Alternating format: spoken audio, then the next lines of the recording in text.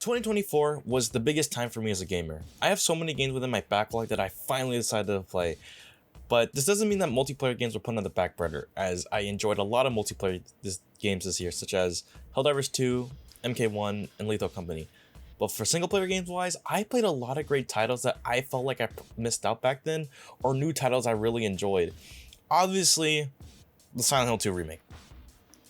Need I say more? I already made a video on this game already, and the verdict, the game is amazing. I loved the game. But if you want to go see my thoughts about that game, just watch the video. It'll be like somewhere in the description. But yeah, I love the Silent Hill 2 remake, and it honestly got me to play more horror games. But specifically from Silent Hill 2, okay, I can't believe I'm going to mention this, but one of the horror games I played this year was Doki Literature Club. When playing this, I did feel like I was 7 years late to the hype, but honestly, it didn't tear my experience from the game. This was honestly still a shocking game to me, and was honestly kind of sad seeing like if you connected any of the girls in the game, just seeing them have a terrible fate. But I feel like it's probably one of the most unique horror games I've probably ever played. And okay, this is an amazing time for me as a Sonic fan. And the Sonic 3 film was amazing. I'll probably talk about that film someday, but overall, I played both versions of Sonic Generations, the OG 2011 port and Shadow Gens. I didn't play the new version of Shadow Gens, aka the recent port of Sonic Generations. I mostly played the Shadow stuff because I don't really like the rewrites of the characters in the new remastered. But the Shadow stuff was so fun to play, and it's probably one of the best Sonic experiences I had in years.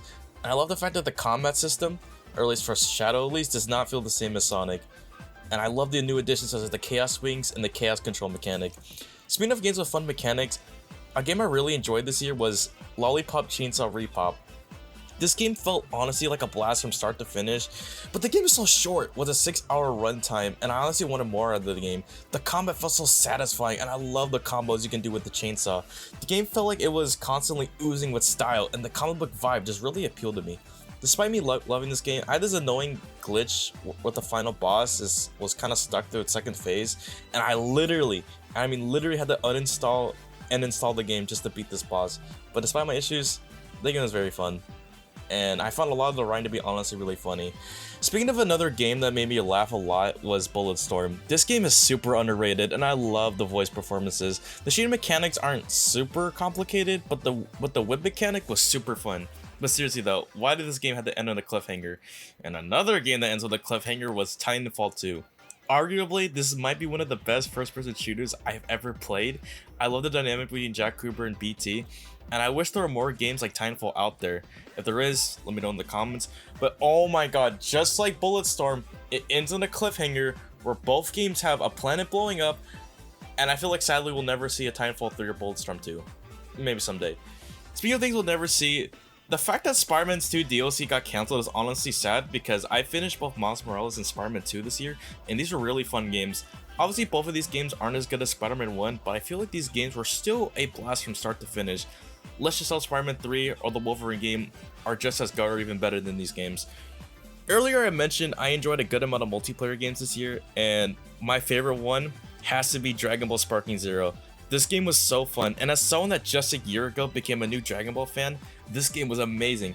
I'll say this, despite me loving the gameplay and the visuals, the story was kinda meh. I don't like the lazy PowerPoint-ass cutscenes, but all that is made up with the what-if scenarios. These honestly carried the story mode for me. But in conclusion, 2024 was a great year for me gaming-wise, and I'm gonna go over some games I didn't mention earlier. I beat Modern Warfare 2007, a groundbreaking first-person shooter, and a game that changed shooters and Call of Duty as a whole. MK9 and MKX were some of my favorite Mortal Kombat story modes, but honestly though, fuck Shao Kahn, he might be one of the hardest boss in gaming history. Another game I beat was God of War. Honestly, such a beautiful game that honestly made me speechless by the end. I really hope when I get to play God of War Ragnarok, it's just as good as this game. Ghost of Tsushima, out of a lot of these PlayStation games, was an amazing experience, and I honestly wish I didn't rush through this game because it was honestly an amazing game.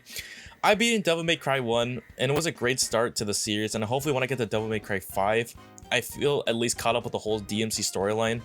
And I think that's it. Tell me in the comments on what games you really enjoyed this year. As always guys, take care.